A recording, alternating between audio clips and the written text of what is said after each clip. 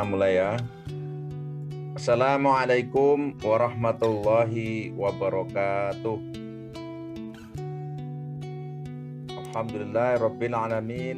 Nasta'inuhu wa nastaghfiruhu wa na'udzu billahi min syururi anfusina wa min sayyiati a'malina. May yahdihillahu fala mudhillalah wa may yudlilhu fala hadiyalah. Asyhadu an la ilaha illallah wa asyhadu anna Muhammadan abduhu wa rasuluh. Amma ba'du. Jamaah salat tarawih yang dimuliakan Allah SWT, pada kesempatan kali ini saya ingin mengingatkan kepada kita sekalian untuk selalu bisa melakukan birrul walidain. Jadi berbakti kepada orang tua. Di dalam surat Luqman ayat 13 dan 14 ya, di sana disebutkan a'udzubillahi minasyaitonirrajim. Bismillahirrahmanirrahim. Wa idz qala Luqmana libnihi ya bunayya la tusyrik billah inna syirka la dzulmun 'adzim. Dan ingatlah ketika Luqman, ini orang soleh ya yang diabadikan dalam Al-Quran, bernama Luqman, dan menjadi surat ya, nama surat dari Al-Quran. Wa idz qala Luqmana libnihi, dan ingatlah ketika Luqman berkata kepada anaknya, la tusyrik billah, janganlah menyekutukan Allah, janganlah mensepadankan Allah, janganlah berharap meminta selain kepada Allah.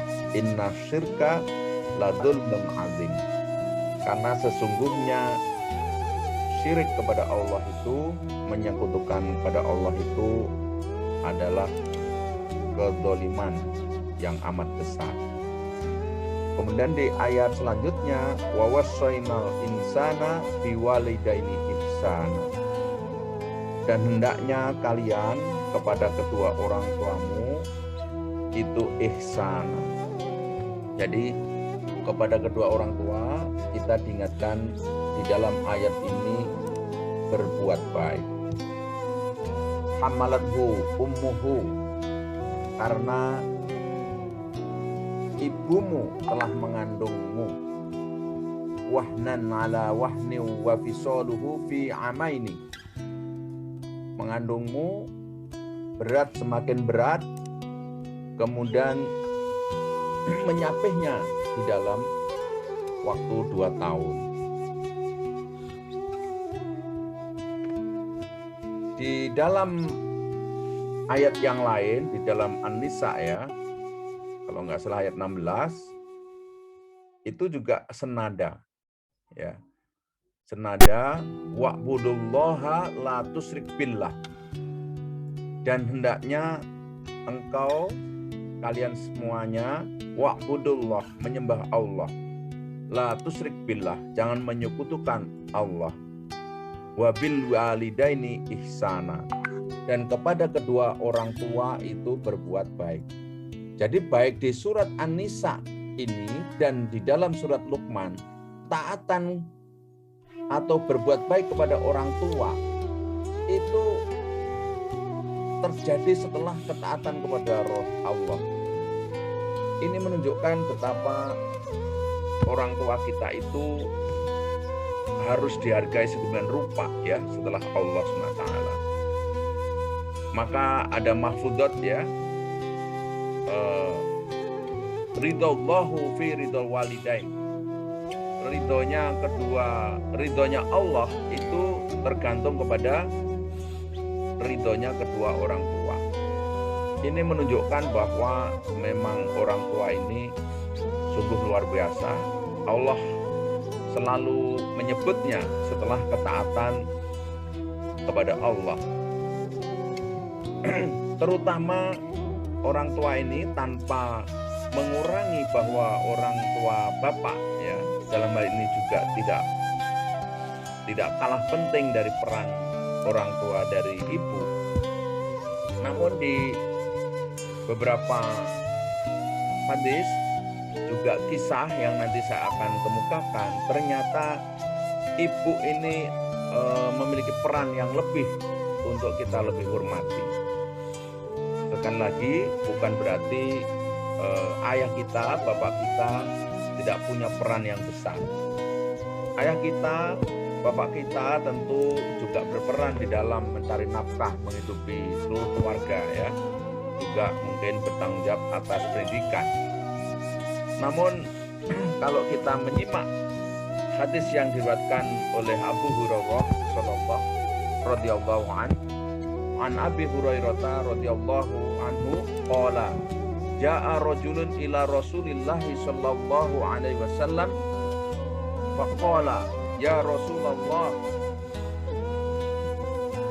Jadi Abu Hurairah radhiyallahu anhu berkata, datang seorang laki-laki kepada Rasulullah Shallallahu Alaihi Wasallam. Lalu laki-laki itu berkata, "Qala ya Rasulullah, man ahaqqun nas? Siapa manusia yang lebih berhak ya, bihusni sahabati, yang lebih berhak aku muliakan?" Kemudian jawab Rasulullah SAW, qala ummuka. Nabi menjawab, ibumu. Kemudian laki-laki itu qala sumaman. Kemudian siapa lagi ya Rasulullah? Jawab Rasulullah tetap qala summa ummuka. Masih penarasan lagi sahabat itu, seorang laki-laki tadi, qala summaman. Laki-laki itu berkata, kemudian siapa wahai Rasulullah? Rasulullah tetap menjawab ummuka. Qala summaman. Kemudian siapa lagi ya Rasulullah? Baru Rasulullah menjawab summa abuka. Jadi ibumu, baru yang keempat Rasulullah menjawab baru bapakmu.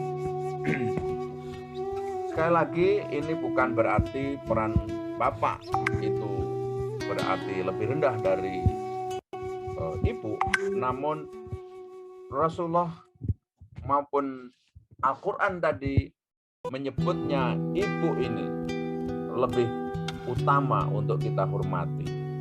Yang disebut di dalam surat Luqman tadi juga, hamalathu ummuhu wahnan ala wahnin.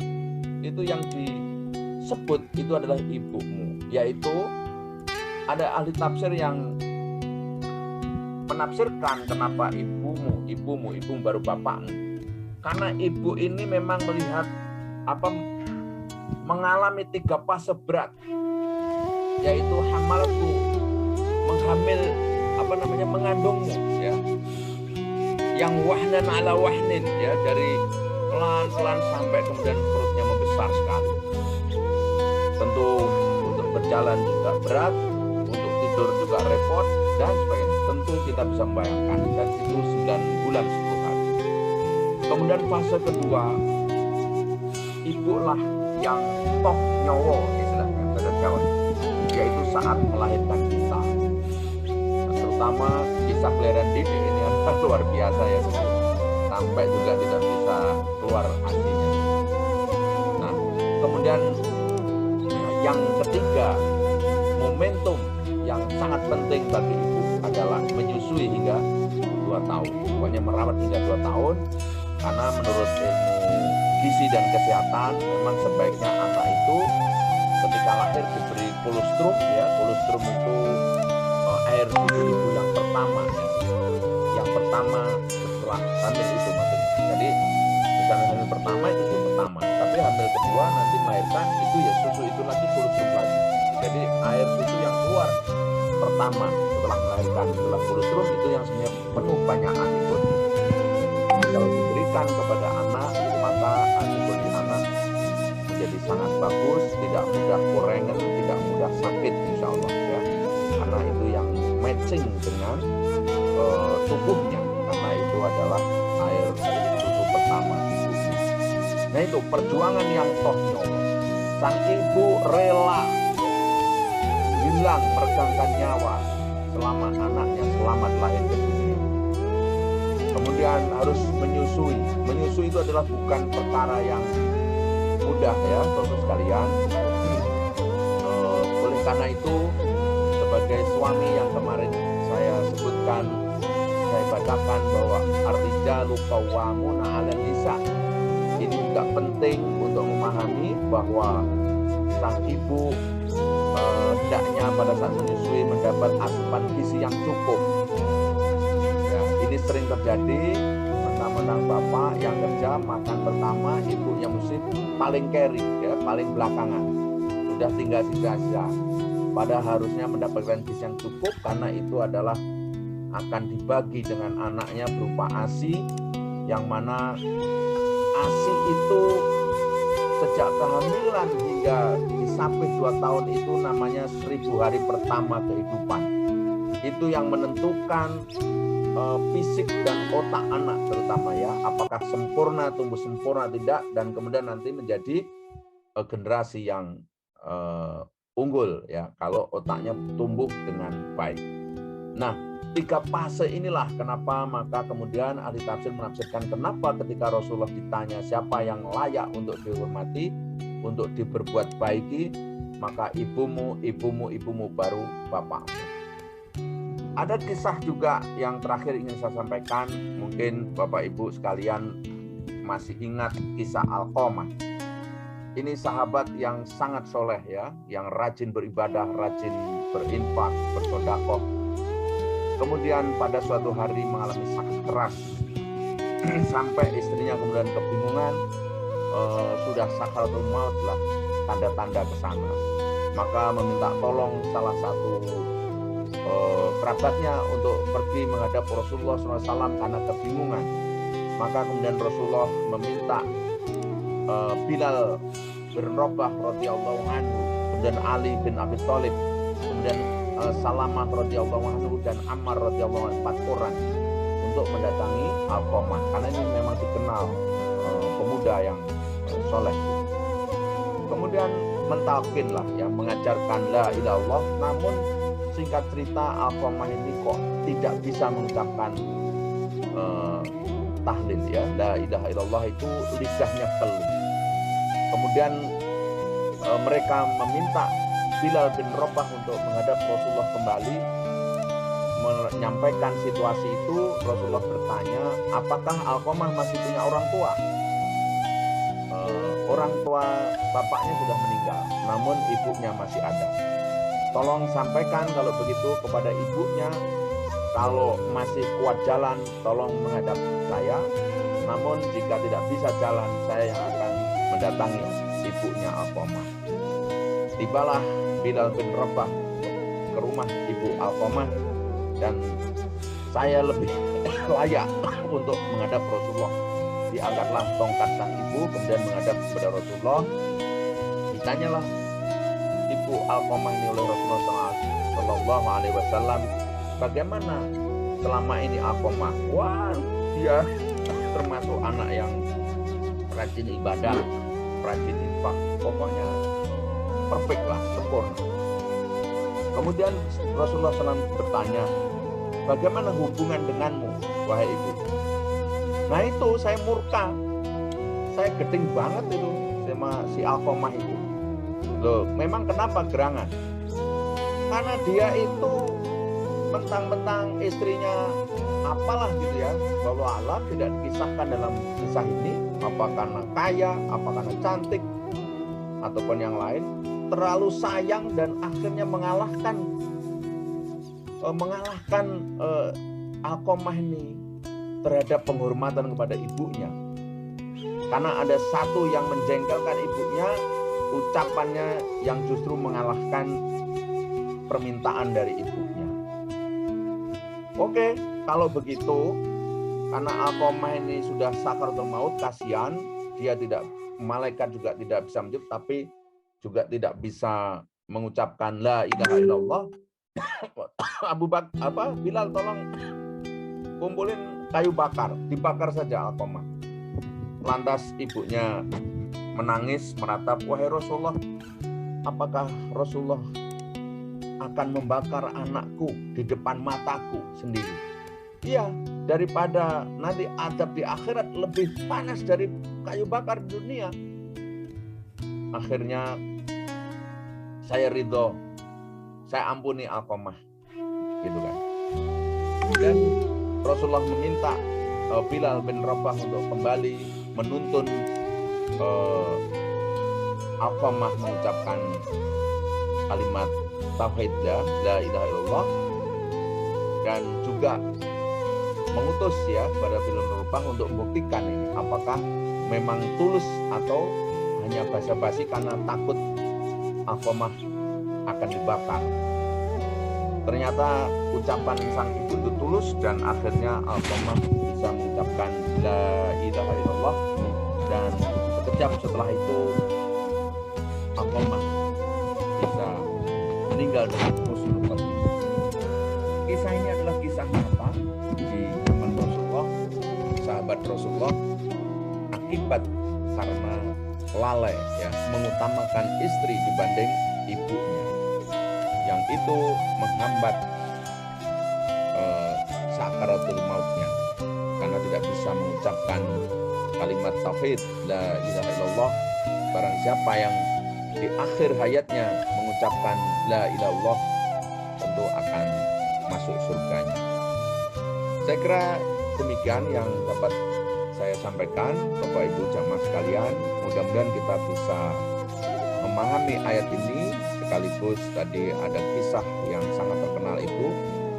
Mudah-mudahan bagi kita yang masih punya ibu, hormatilah, bahagiakanlah, buatlah senang hatinya. Saya sering mendengar kisah sukses dari orang yang karena memuliakan ibunya. Dia begitu mengutamakan ibunya, memuliakan ibunya. Di dunia saja Allah meridhoi karena memang tadi ridallahu fi ridho walidaini. Jadi ridhonya Allah itu memang sangat tergantung pada ridho dari kedua orang tua kita. Sangat bersyukurlah jamaah sekalian yang masih punya orang tua, ada kesempatan berbakti di dunia ini. Meskipun ketika sudah meninggal kita masih bisa terus berbakti dengan menjalin silaturahmi sahabat dari orang tua kita, dan juga mendoakan kepada kedua orang tua kita. Itulah yang masih nyampe, pahala yang masih nyampe, selain pahala-pahala yang lain seperti wakaf dan sebagainya. In qata'a amalu idza mata ibnu adama in qata'a amaluhu illa min salasin. Akan terputus amal Bani Adam, manusia illa min salasin, kecuali 3. Shadaqatin jariyatin aw ilmin yuntafa'u bih aw waladin sholihin yad'ulah, atau anak yang soleh yang selalu mendoakan kedua orang tuanya. Ini tidak mudah Bapak Ibu sekalian, maka di 3 perkara yang sudah putus, maksud saya di 3 perkara yang tidak putus amal seseorang itu adalah amal jariah, ilmu yang bermanfaat, dan anak yang soleh itu ditaruh yang terakhir karena memang susah mencipta anak yang soleh. Oleh karena itu kita perlu berdoa sejak proses dari awal sejak jima kita harus dituntun untuk berdoa agar terhindar dari setan. Sejak kehamilan kita bacakan Al-Quran, kita semua berdoa mudah-mudahan anak yang dikandung istri ini sempurna, tidak cacat apapun, baik fisik maupun mental. Dan ketika lahir kita adanin, kita ikomai, terus itu diiringi dengan doa sehingga bisa menjadi anak yang soleh, yang nanti harapan kita bisa mendoakan kita. Dan itu masih terus nyambangi, masih terus sambung dengan kita, doa orang anak yang soleh meskipun kita sudah di alam sana. Saya kira demikian, kurang lebihnya mohon maaf. Taufik walhidayah. Wassalamualaikum warahmatullahi wabarakatuh.